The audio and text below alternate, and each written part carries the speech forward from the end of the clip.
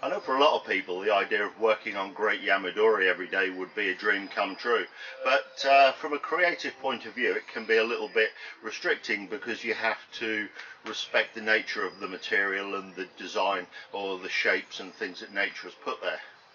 One of the things that's always really floated my boat is turning something that's pretty much worthless, something that's nothing, and turning it into something that's really special.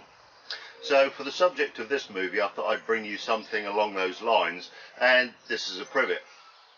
It's something that turned up here on the back of a truck with a whole bunch of other stuff from a hedgerow a few years ago, and it was the middle of the summer. We just threw it into pots, tipped some garden soil over it, stuffed it in the corner, and most of those trees survived, as privet tends to do, and it's about 3 years I guess, and this is the result.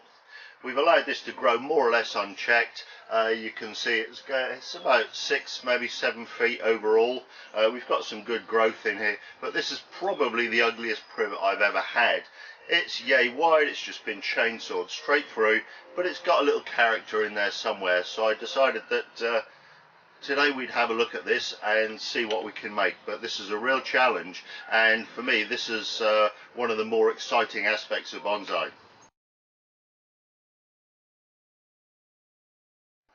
Before I show you the details of this tree, I'm going to obviously just cut this back a little so that we can kind of see what we've got.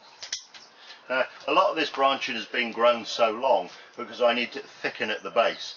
Privet tends to get twiggy before the branches become of a reasonable diameter, so by allowing the tree to grow out like this unchecked for 2 or 3 years, it does give you a reasonable amount of thickness, and therefore something that you can work on. Once we've got that thickness in the branch, we can then start to grow the tree, prune it back, and start to build up the secondary branching and ramification. But for this stage in the development of this tree, getting that initial thickness in the branches is really important.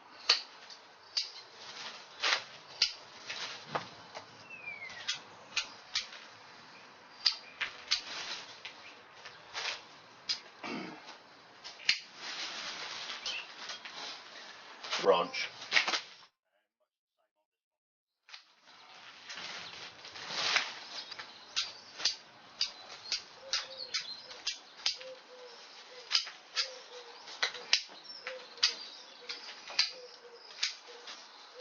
I've now got this cleaned out, and as you can see it's about as ugly as I said it was.